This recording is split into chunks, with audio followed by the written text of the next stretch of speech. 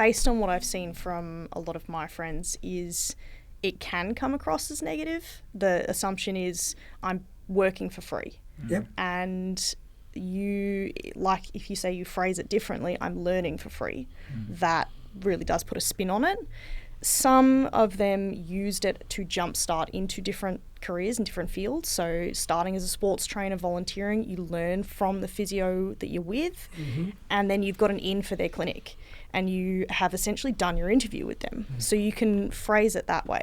But the concern that a lot of young people have is getting caught in that, stuck in a loop of just constantly volunteering your time over and over again.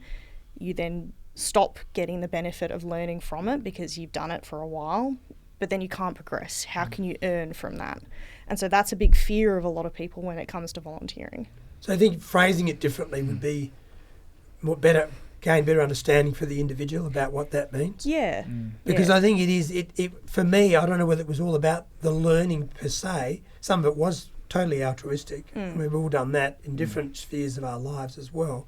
But I think the learning component from volunteering is what we need to sell as a message, probably. What do you think, Dan? Yeah, I also wanted to add that volunteering and because physiotherapy is it's both a hands-on career and also a very relational career as well. So we were talking off here, Laura, about with the others too, about how physios, sometimes you have a patient that wants to see that physio, or you have a patient who doesn't really mind who they see. But in my experience, it's always been that patient wants to see that physio or myself or my colleague by name.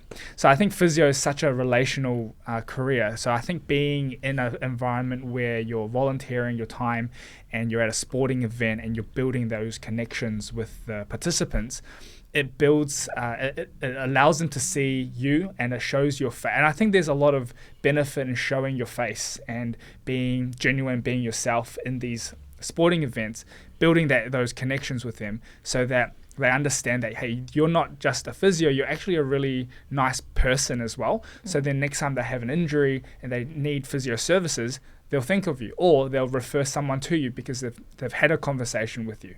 Because I think right now, especially right in this day and age, everything's a lot on social media and internet. So we almost want to meet the person before we meet the person.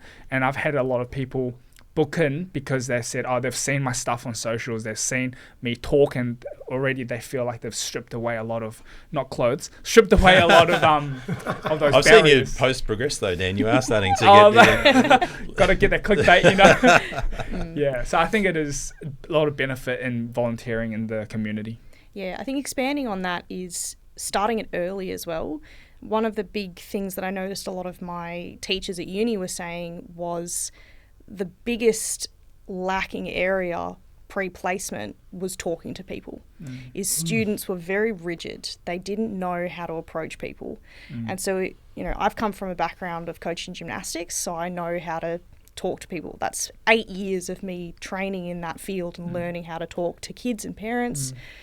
The fresh school leavers struggled. They had no idea how to see the person as a person instead of a body part that they were working on. Yeah. So volunteering earlier while they're still at uni gave them the chance to get over that hurdle and learn how to talk. Without the risk of getting someone to come in and pay for treatment and stuffing it up. Especially, Right? Yeah, because you're getting an opportunity to play a little bit with your skills. And even in the talking environment, because it's not quite as tight as the clinical environment in the treatment room with the patient. Yeah. Yeah.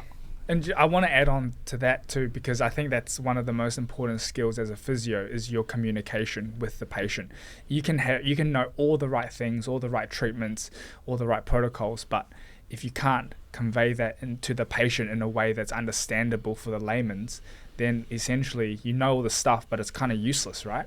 So I think for me, my biggest benefit when I was a student was when I was doing sports training.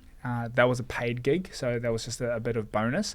But then being in that sporting environment where you have to make decisions acutely under pressure, I think that for me helped a lot on my communication and has allowed me to, when I'm in the clinical setting working, I feel a lot more comfortable because I've had that exposure, kind of like exposure therapy. If you're afraid of spiders, just get a spider on your lap and, slowly build your way up.